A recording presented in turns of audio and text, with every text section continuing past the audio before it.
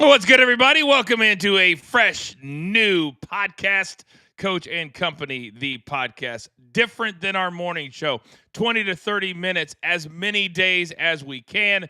The best way is to just subscribe. And every time that we have a show, turn on your notifications, ding, and you will absolutely know. Why do we do this? Because we're way more than a sports betting brand. We do a lot of betting in the morning show live on Stadium every single day at 10 a.m. Eastern Time. But we like to dive a little bit deeper. We're sports fans at heart, and I know that you guys are too. So thank you for making the podcast a part of your day. And also, if you are a premium member at BTT, you get the video of the podcast in the afternoon as well. We normally do 2 or 3 topics. The biggest ones, according to moi, and my goodness, I could go 1,000 different directions. But we got to start with what has been, to me, an incredibly entertaining NBA playoffs thus far. But to me, it's also been disappointing. Why do I say that? Well, last night, as Golden State was running out to play the Minnesota Timberwolves, it almost felt like they were, taking a knife to a gunfight as Steph Curry in street clothes. And I felt horrible for him. He's getting later in his career. He's in his mid to late 30s, and he had to stand there and watch his teams go out to battle, and he couldn't do it. I felt awful for him, even though he's a 4-time champ. Even though he has more money than God, it's about his purpose, and it's about the fact that he can't do what he loves to do. And as fans, we want to see the best players play. So with that being said, the earlier game last night, well, not only is it going to completely shift the narrative of the series, but this could shift the narrative of the Boston Celtics for the next year or two. If you missed it, the Knicks were down again at home, but yet they came battling back, and this thing was awesome going down the stretch. Both teams are making bucket after bucket, going back and forth, and it was really tight until the Knicks made a few baskets. So now the Celtics are in hurry-up mode. Loose ball, scramble, and then it happened. Jason Tatum takes a step, and it's the kind of injury, it was non-contact, that normally it's an Achilles. But where I think I could be wrong, or the narrative could be wrong, because the MRI is coming today, is that he went nuts with pain. And normally when a player tears his Achilles, it's just they grab the back of it, they get helped off, no weight on that leg, and all that happened.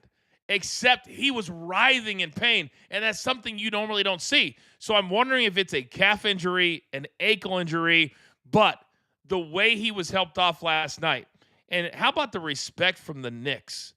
Not only clapping for him, but giving him little dabs on the head as he was being carried by Josh Hart.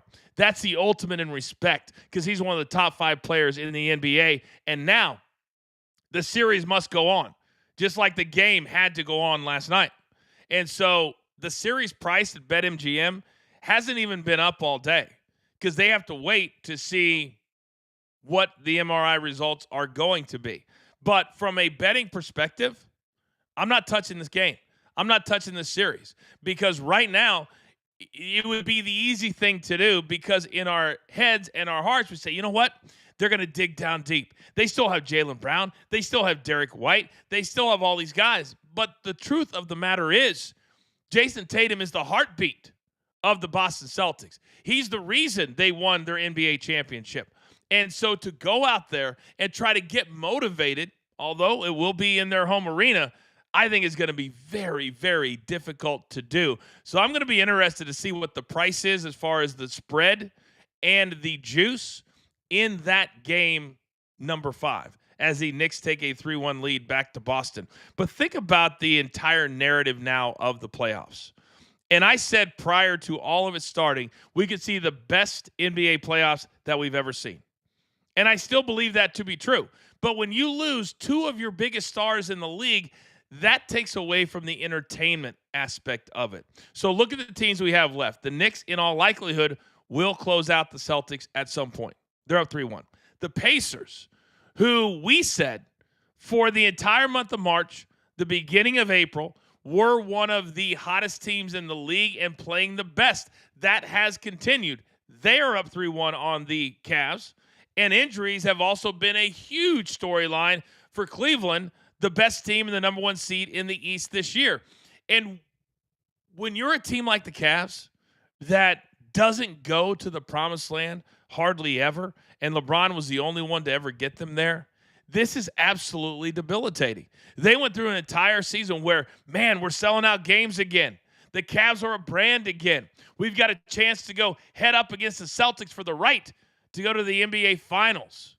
And now it looks like neither team is going to make it to the the Eastern Conference Finals, let alone the NBA Finals. And then on the other side of things, you've got the Minnesota Timberwolves, who might be the luckiest team that we've ever seen.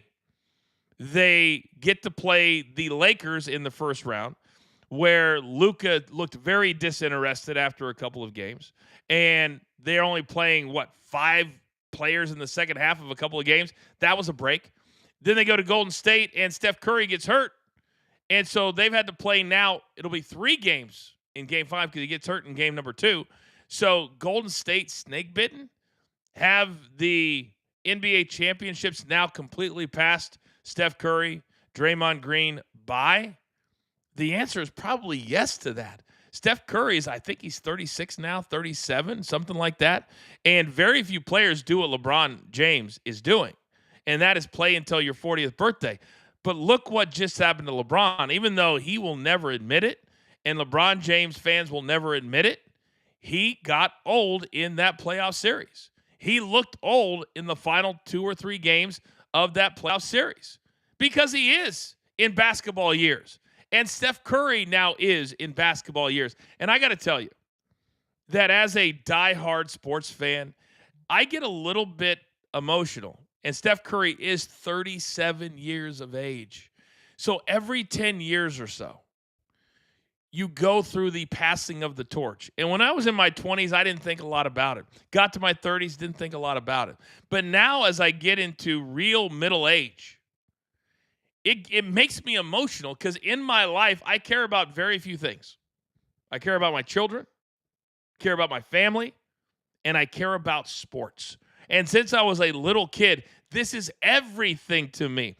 You ask anybody at Coaching Company, you ask my partner, producer man, you ask Raphael, Chuck, any of them, they will tell you I am obsessed with this stuff.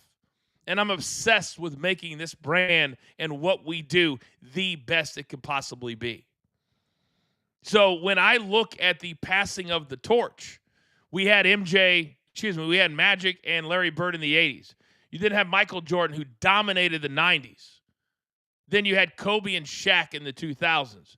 LeBron started in 2003. He's dominated the last 2 decades. And now it's another passing of the torch with him and Steph Curry on their way out.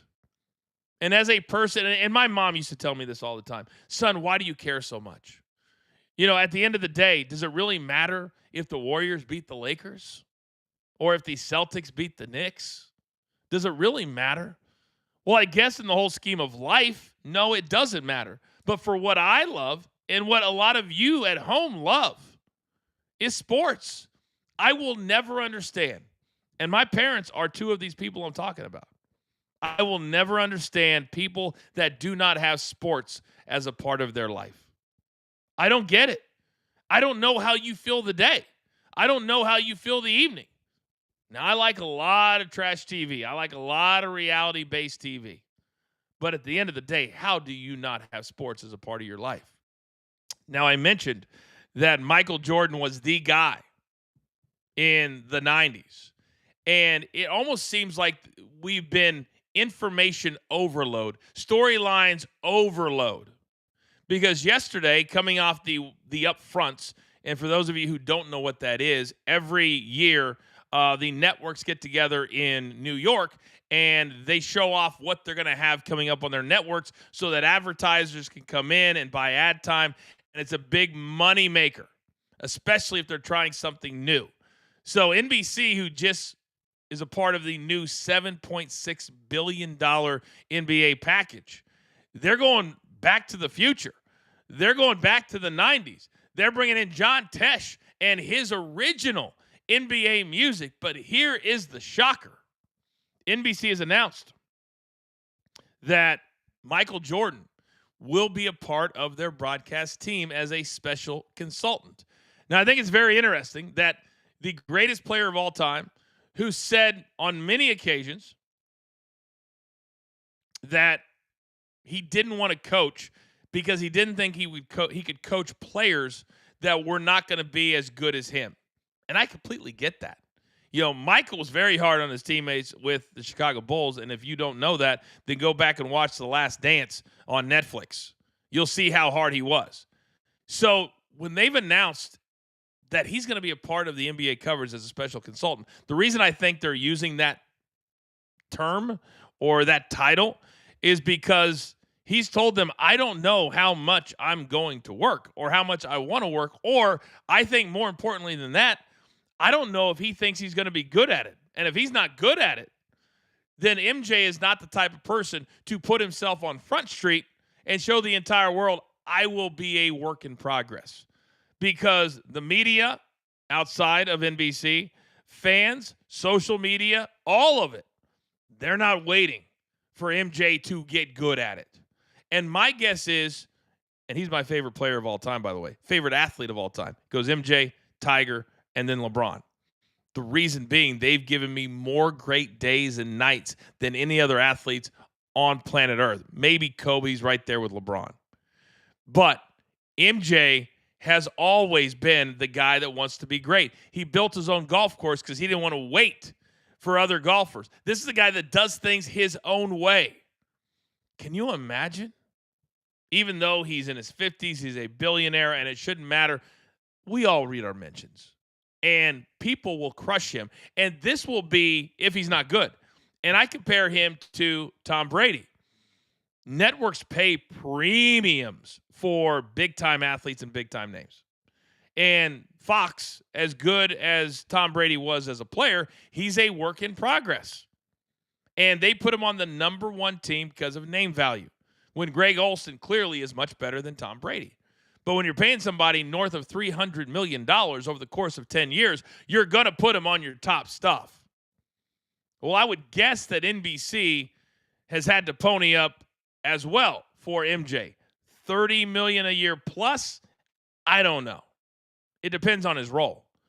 But they clearly think that the investment is needed to get people to come and watch the NBA on NBC. So I would be interested to hear your feedback on how you think Michael Jordan is going to do as a TV analyst and or special consultant. It's going to be very interesting. The other big NBA story as well, the Dallas Mavericks. By the way, you're watching or you're listening to Coach and Company, the podcast. As long as I'm home, we do a show every single weekday. So last night, and this is the crazy part about sports to me. And this is maybe why I love sports so much. Because the sports gods have a funny way of making the universe right for certain people, of making things happen that you didn't think could possibly happen. So they had a 1.8% chance of getting the number one seed in last night's draft lottery that was aired live on ESPN. 1.8%. If you wanted to bet on the Dallas Mavericks to get the number one pick, it was 40-1. So a $100 bet, you would win $4,000. That's how high the odds were.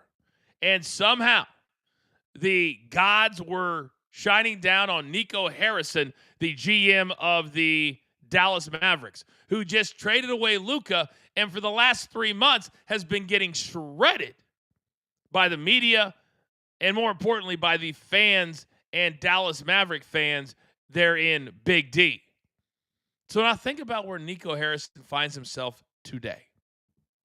Luka bounced in the first round by the Lakers, and the entire narrative is, yeah, maybe Nico was right. Maybe Luka needs to get in the gym and get in better shape. The games I watch, 1,000% he does. He's a great scorer, great player. But it does not mean that he's in great NBA shape because he doesn't get back on defense. It allows easy buckets, and those easy buckets add up. So I think the narrative was changing just a little bit anyway. But now think about this. they get the number 1 seed, or what people are calling the Cooper Flag sweepstakes. So essentially, on paper, you get rid of Luka, you bring in Cooper Flag. That is top shelf GM work right there. Now, don't let the facts get in the way of a good story, because how we got there certainly is not that simple, but that's essentially what we have. So depending on how healthy Kyrie gets, because he's basically out with a year injury, and then if he comes back middle of the season, will he be in shape? There's a lot of question marks there. AD, also very injury prone. If he can stay healthy, awesome. What a 3-headed monster that would be. And then you throw in the other peripheral, if that's the right word, very soupy-ish, players. They had some scores. They had some guys at times this year. We were raving about how Jason Kidd was able to get this team to play after Luka was shown the door. So now you bring in Cooper Flag, who's going to be a generational talent. This guy should have been a senior in high school this year, but he decided to move it up, and he was still the player of the year as a freshman when he should have been a senior in high school. Think about that for a second. So every team, sometimes you have a year where there's like 2 or 3 guys and there is no discussion. This thing is Cooper Flag going to Dallas, and I can't think of a better city or team to play for as a young kid coming out of college than Dallas. If you've ever been there, you know what I'm talking about. Middle of the country, great hub for airports, pretty good weather. It still gets, a little bit of snow, but it has everything that you could possibly want. And you've got the Mavericks, you've got the Rangers, you've got the Dallas Stars, you've got who am I missing? The Dallas Cowboys. And now Cooper Flag is coming to town. Nico Harrison, all the memes and the gifts all over social media, he's earned every one of them. Walking into the office today, chest out, shoulders back, saying, yeah, that's what I told you would happen, even though he really didn't tell us that was going to happen. But amazing. And we're going to have young Peyton, King Lettuce, all over our Mavericks cover this year, as he will be a senior now at TCU. As always, the Coach and Company podcast brought to you by our partners over at JTS. Mark and his team, amazing. And if you guys have not become members yet, what are you doing? We show on the show every single day the QR code. We've got it all over the place on social media. When you go to JTS, just use our code BTT30, and we're going to give you 30 days for free. It's that simple. If you're watching us on premium right now, the QR code is on the screen. And so many of you have tried us out, but the 30 days for free, I insisted on that. I said, we got to let people know, because we're such a new business and show and brand, and you guys have absolutely loved it. And they're just getting started. Infancy stages, as I like to call it. All right, you guys know the NFL is always front and center. And they started to roll out their schedule last night. And they are, what's the best way to put it, capitalizing on their popularity. And the NFL has mastered how to make money in so many different ways possible. And we highlighted today on the show that if you want to get all of the NFL games this year, do you know how much it's going to cost you? Over $1,500 if you're going to get every NFL game. And to break that down for you, let me find the graphic. To break that down for you, if you want to watch every game this year, Sunday ticket is $522. YouTube TV is $563. Peacock, $13.99 a month. They have a lot of games, Sunday Night Football. Netflix tested the waters last year. They loved it. $22.99 a month. So that would be times 4. Amazon Prime, they have Thursday Night Football with Herb Street and Al Michaels. That's going to cost you $90. And ESPN Plus for the year, you buy the year membership, $104. Taxes and fees, almost $200. It comes together $1,500 and some change. But before we complain about it, this is where the business has gone. And running this brand and doing shows and dealing with the public, the thing they love to do the most is complain. They absolutely love to complain. And instead of saying, wait a second, I was going to pay for this anyway. I pay for all these different streaming services. And as a host that needs to know all the games, I still pay for Cox Cable and for all these apps. So this is just the way things have gone and are going. And in the NFL, whether you're a bettor, whether you're a fantasy player, whatever the case might be, or just a fan, you're going to pay because a lot of these premium services, they have the biggest games. These Sunday afternoon 1 and 4 o'clock games are not the featured games anymore. It's about Thursday, a random Friday, Sunday night, when you get to the holiday, Saturday, and then Monday Night Football. I believe I saw that the Eagles are playing a game on every single day of the football week, meaning Thursday, Friday, Saturday, Sunday, Monday. Think about that. And so when you're the defending champion, and everybody wants you on, and the NFL knows that you are a marquee team. You got marquee players. You got Saquon Barkley. You got a fiery head coach. You're the defending Super Bowl champs. You're going to get all those primetime games, so you better be here for it, and you better be ready for it. And they kick things off kind of early, September 4th, at home against the Dallas Cowboys. They also have a primetime game against the Green Bay Packers. We're going to call that the tush push game because it was the Packers who started the whole discussion to get the tush push outlawed and banned. And I actually agree with it. If you can't get a yard without 3 guys pushing you from behind, you don't deserve to get that yard. So it'll be interesting because, whatever network it's on, that in the meetings and the lead up to it, it's going to be all about that. Because Sirianni, the head coach for the Eagles, does not hold his tongue. And he will say whatever is on his mind. I promise you that. International games. And again, the entire schedule has not been released yet. They kind of roll these out in chunks. But they are really leaning into the international games as well. And the Minnesota Vikings are going to make NFL history as the first team to play consecutive games in an international series in different countries. Ireland on, I believe, September 28th. And then Sunday, October 5th, they will go to London at Tottenham Hotspur Stadium. So they'll play in Ireland 1 week and then stay over there and play in London. And if you're a competitor, and there you see it on the screen if you're watching us on video. Thank you, producer man. If you're a player, the easy thing to do when you look at all of these reasons why the schedule is that it is, you've got a lot of people to make happy. You've got a lot of places that are paying you a lot of money. And if you want to start complaining, guess what you're not going to do? You're not going to bring up how these salaries have changed, because then that kills your argument. All of these multi-billion-dollar deals that the NFL has done, they have a thing called the collective bargaining agreement. And the players get to share a certain percentage of the revenue that comes in. There's a reason why less than 5 years ago, a top shelf quarterback was around $25 to $30 million a year. That's now double.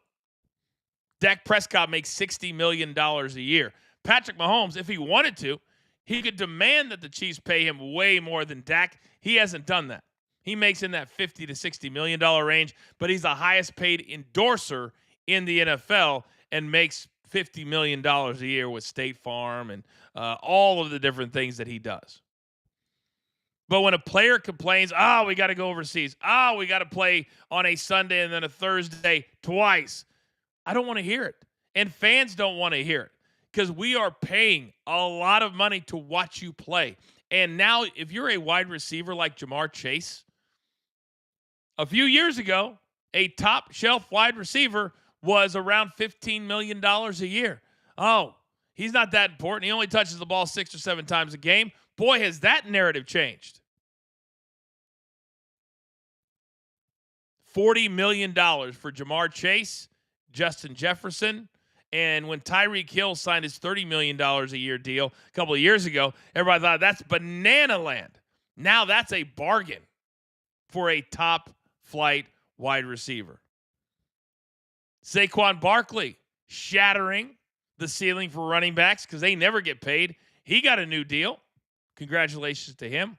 The bottom line is this: the NFL, they have an incredible marketing team, an incredible game plan, and they continue to make this a worldwide sport. And this schedule screams to that. Screams to that. All right, do not forget, we never go longer than 20 or 30 minutes. We are here on most weekdays. I encourage you to subscribe to both of our YouTube channels. Also, in conjunction with Believe, we will put out the link every single day on my social medias, on our social medias. And if you are a premium member, and there are 3 different ways to become a premium member, you get extra content, which includes the video of this podcast as well. Do not forget, if you haven't caught Coach and Bro or The Last Word, you can catch those 2 shows on demand at our BTT YouTube page. We never stop. We're grinding, and we could not do it with all of you. So a heartfelt thank you as I'm finally back for a couple of weeks in the friendly confines. That's going to do it for today. Enjoy your day. We'll be back here, tomorrow with a fresh episode and a fresh podcast. I am the coach. For Producer Man, there is only one, the Coach and Company podcast. Take care.